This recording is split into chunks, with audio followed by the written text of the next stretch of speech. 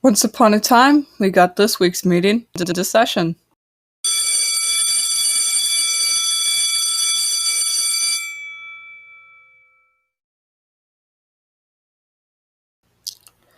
Second time recording this, because for some reason the first time none of the audio's actually recorded.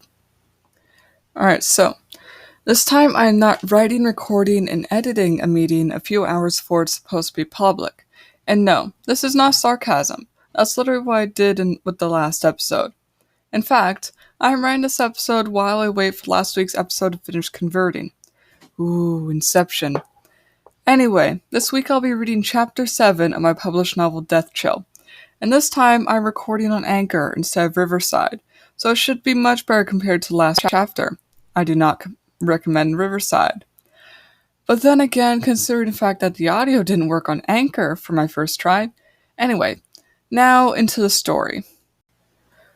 But before we do get into this week's chapter, I just want to give a quick word of warning that this chapter involves mentions of racism. So if you are sensitive to that, then feel free to skip this episode or chapter, or try to skip over the bits that may mention racism. And yeah, I hope you can enjoy it as much as possible. Deathchill, written by Porscha Aubrey, narrated by Porscha Aubrey. Chapter 7, Is It Over? Good morning, Lexus, Vanier Vate yells out to me. Ready for practice today? What do you want? I grumble with an irritated glare. Look, I'm just going to get straight to the point. Vanier starts, dropping the nice guy act. I was assigned to come up with a training routine for you. Nice to know not everyone treats me like a goddess, I smirk. Because you're clearly not, Vanier rolls his eyes, pointing at me. You're just a student like the rest of us. And just because you saved that neighborhood doesn't mean you're some goddess. In fact, I don't even understand why everyone treats you like such a big deal. Neither do I shrug, avoiding eye contact. I'm nothing. You must be a professional fisherwoman, Vanier says dully, rolling his eyes. Come on, let's go train for a bit. I follow him without saying another word. We enter the center of the training field. Alright, stand in the center of that circle that I have set up for you. Vanier orders me. He has a spirit battling circle on a part of the field. I go and stand on it. Alright, tell me your powers. I grumble. Fire, death, and cold. Mine are Necromancer, Arc of Time. I also control plants, invisibility, and I can summon spirits. Vanier responds to me, mutually sharing his abilities as well.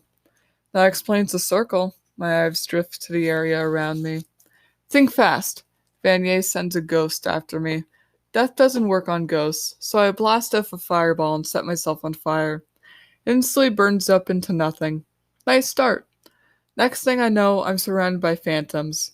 They can't hurt me because they would just burn up from the flames, but I might as well try. I freeze every single one around me. They stop in their tracks and fall to the ground. I have gotten so much stronger. Before I could only slow stuff down. This must be because of the blessing. What is a god's blessing anyway? Hey Vanier, I start as I burn some more phantoms. What's up? He asks me as he triples the amount. What's a goddess blessing? I ask, sending out a wave of flames. It's when a goddess lends you their powers and gives you some of their soul, Vanier explains. If you are respected and well known by enough gods or demons, you have the chance to become one yourself. Alright, I sent out a blast of fire. Good to know. Wait, did you get a goddess blessing? Vanier asks me with amazement. Maybe, I mumble under my breath, extinguishing myself since he stopped spawning the phantoms. Joangson. The goddess of fire hearths in the kitchen? He asks, confused. At least it's a blessing, and she has a lot of connections too. Clearly the level of training we can provide isn't good enough. What do you mean? I ask, standing back up straight and extinguishing my flames. I mean, you now have to train with Joangson in order to master your new powers, Vanier exclaims. I'll have you excused from all practices, except for the ones 2 weeks before competitions. When is our first game? I question him as I exit the circle. Wednesday, Vanny answers. So in 2 days. Sounds good. I nod and start to walk away. Well, see you later. That doesn't mean we're friends, he yells at me. I just respect you a little more. That's it. Of course he does. Why can't people just treat me like I'm not a big deal? I go to my locker to open it and get ready for non-magic class. But right as I open it, the bell rings. I have 5 minutes to get to class, put on my tiki and teleport. Wait, I have my own tiki now. Where did I leave it? I reach into the back of my locker, promptly feeling a skull, but doubt it's my brooch. I check the bottom of my bag, just a bunch of scrunched up papers. Then check my team uniform. Not there. I better get to class to borrow one. I'm about halfway there when I feel it already on my shirt. How did I not notice? Better hurry up, Brian yells to me from the other end of the hall. I already got mine, I yell back and begin to teleport and point at him without any tiki. Better worry about yourself. I teleport outside of a Tim Hortons. I would get a drink, but end up being late, so I better run. Lexus, she calls, coming out of nowhere. My heart skips a beat, and I nearly scream. Let's go. You scared me, I say, gasping for breath. Let's go. She teleports me to the girls' bathroom. He's not here, obviously. He's most likely inside the boys' washroom. I exit the washroom and enter my classroom. It seems we have a sub today. Hawkeye and Samuel, Anne, and Lucas see me and gesture to me to come over. She walks closely behind me, and I don't notice him until he sits next to me. Good morning, everyone, the substitute teacher greets us, clearly putting on a nice guy act. I'm your substitute teacher, Miss Wowzers. I already want to punch her, she whispers to me. Why? Lucas asks. She seems so nice and polite. She rolls his eyes. Noob. Samuel's completely mesmerized by her. What's up, Samuel? Hawkeye asks him. Samuel doesn't even respond to her question. He just stands up and starts shooting her with compliments. I love your hair. I love your outfit. I love your makeup. You look so young. Do you get your outfits tailor-made? If so, who makes them? I love your nails. You have such an amazing figure. What's your secret? Do you work out? Are you vegan or something like that? It takes a second for the teacher to process what just happened. She stops smiling.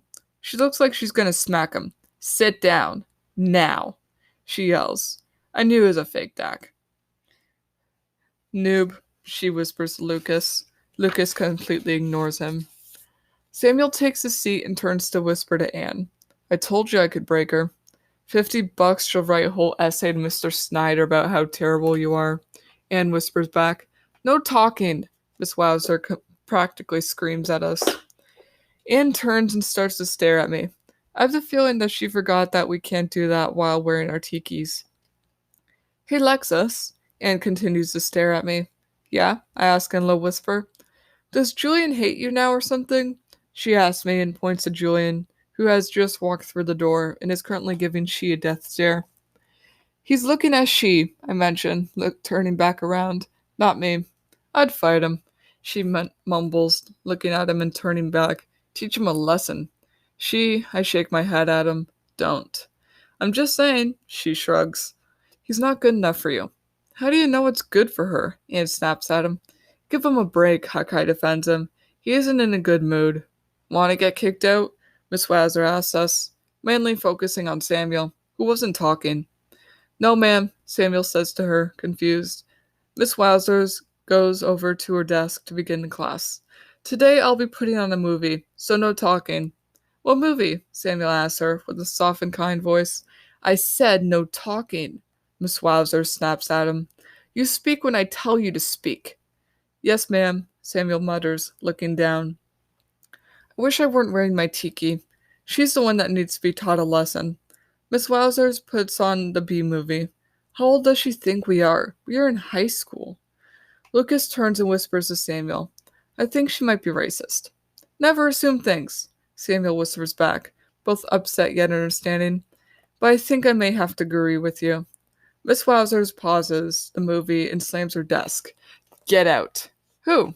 She questions, his face crunching up with confusion. That kid right there, Miss Wowzer shrieks, pointing at Samuel. Never come back. Let's go, Hawkeye mumbles as we all stand up and walk towards the door. No, no, no, Miss Wowzer shakes her fingers. Only him. Go fuck yourself. I yell back at her. Treat people how you want to be treated. Since he won't treat her like shit, we will. Excuse me?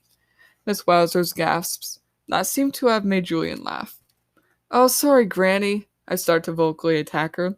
It seems that your ears are starting to be too filled up with hair and wax, so you can't hear properly. You may want to get yourself some hearing aids. And even retired since you're so old-fashioned that you think it's okay to be racist. Suspended, Miss Wowzer yells. A month for that boy and a week for the rest of you. Called it. Lucas brags as we exit the classroom. Should have made it a bet. Your teacher will be hearing about this, Miss Wowzer howls. Our teacher's full of shit, I yell back. Julian is bawling his eyes out, laughing. At least I made someone happy. We enter the hallway and start to walk to the office. Something seems wrong with Samuel. I think it would be best for me to keep my mouth shut. Everything okay, Samuel? Hawkeye asks the second she notices something wrong with him. Am I a bad friend? I should have said something. I'm the worst. Yeah, just... Samuel cuts himself off. Come on, Anne chimes in, with a low and relaxing tone. You can talk to us. I just don't feel like calling anyone a racist, even if it is true. Samuel looks so sad. I never actually thought someone would be uncomfortable calling someone else a racist. I guess it makes sense, but I'm not really qualified to say anything about anything. I just don't feel like it's a civil thing to do. That lady was yelling at you for no reason, Lucas says, turning around, pointing at our classroom door. Do you really think civil was the right way to go? It's always best to go civil first. Samuel shrugs, clearly still trying to see the good in her.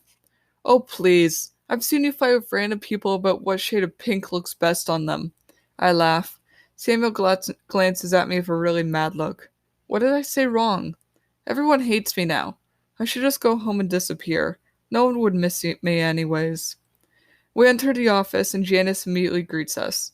Despite us always being sent to the office, she never thinks badly of us. What happened this time? Janice asks us with a sweet and comforting smile.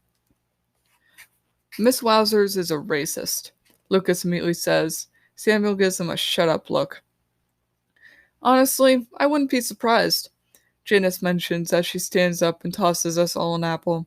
Janice is amazing. I should talk to some of the gods and make sure she lives her best life. What do you mean? Samuel gazes up at her with amazed eyes. I have the feeling that whoever is hiring these teachers is racist, Janice inquires as she takes a bite out of her apple. I know that sounds like a large accusation, but I can't help but think it. Hawkeye turns and whispers as she, Report to school using your tiki. Just finished, he whispers back. So, why do you stay? Anne asks, showing more interest in Janice than the report. I stick around to make sure that nothing ever gets out of hand, Janice shrugs. I ever mentioned that you are the best adult in the school? I compliment her. She really is. Samuel rolls his eyes at me. What did I do? Go enjoy the rest of your guys' days. Janice grins as she waves us goodbye. You too, I smile as I wave back. Samuel seems so mad at me. He hates me. Everyone hates me. Hey guys, I'm just gonna go home. Is everything okay? Anne asks me. It seems that she has just noticed everything that has been happening. Now he looks like he wants to kill Samuel. What is wrong with everyone lately? I'm nothing. Why is everyone always defending me? Yeah, I'm fine, I respond hesitantly. I think. Want me to walk you home? Lucas offers. No thanks, I shake my head, looking at Samuel, who is currently avoiding eye contact with me. I think I should just be alone right now. I feel like being alone too, Anne adds. Yeah, I'm just gonna go home, she continues. What about Jim? Lucas asks. What about it? She asks him. What's Jim? I joke. They really do know how to cheer me up, but I should still be alone without anyone. For Samuel's sake. Yeah, I never heard of that word before, Anne laughs. See you guys tomorrow, Lucas replies as we start to teleport away. If you don't end up ditching again. I go home, jump into my bed, the cold fabric making my muscles twitch. I'm such a terrible person. I'm such a terrible friend. Wait, why am I being alone because Samuel's upset? He doesn't decide my life. I should call up Anne and invite her to hang out. I run to grab my Inkitt and call Anne, but I hesitate. Maybe it's best for me to be alone. Common courtesy. After all, Samuel's my friend. I should just go back to bed. I should just stay there forever. It would be the best for everyone. Why aren't you at school, sweetie? My mother asks as she enters my room after hearing me stomping around. I just had a bad day, I grumble, only turning my head to talk. I think everybody hates me. Oh, sweetie. My mom sits next to me on my bed and starts to rub my back. I don't know why people think that's consoling. I just find it uncomfortable. Trust me, nobody hates you. If only you could see what everyone else sees. Last time I checked, I do, I say, turning onto my back. I guess I actually have standards. How do you check to see if you see what everyone else sees? My mother asks, clearly trying to make a joke to lighten up the situation. I throw my pillow at her. Hey, I'm serious. Mom, is something wrong with me? I ask, subtly, hugging my pillow. Like, I'm always sad, and yet no one else seems to be sad, ever. Always sad, you say? My mother asks, raising an eyebrow. Well, if you're always sad, then that means that you're always putting on a happy face. So how do you know that no one else is doing the same? Because I don't have a reason to be sad, I rebut, finally looking at my mother. She has a scar on her face. Shows those monsters right. Never mess with my parents. They are amazing. They deserve the whole world and more, especially since they put up with me all the time. You know, Lexus, people don't put up with you, my mother mentions with a sad smile. Why is she sad? They enjoy your company. Whatever, I speak softly, turning my back to her. I want to be alone right now. Alright, I'll make you a snack and then bring dinner up for you. My mother smiles as she leaves my room. Why do you treat me so well? I ask, finally sitting up to face her completely. I mean, it's not like I'll ever be able to repay you. She just closes her eyes, smiles, and responds. Because I'm your mother, and I will always love you. I will always love you. If I can't love myself, then how come everyone else can? I better sleep on it. Hopefully I'll stay asleep until I'm actually worth something. I can't sleep. The end. And that's everything for this week's meeting. Check out my novels Deathchill, Flame Ribbon, Arctic Blaze on Amazon and Kobo, link in description. Check out the Creative Writing Club Discord server in the description. Check out the Creative Writing Club Instagram at creativewriting_club. Check out my personal Instagram at dark_night_wolves. Now let's all go out and be the amazing creators we are.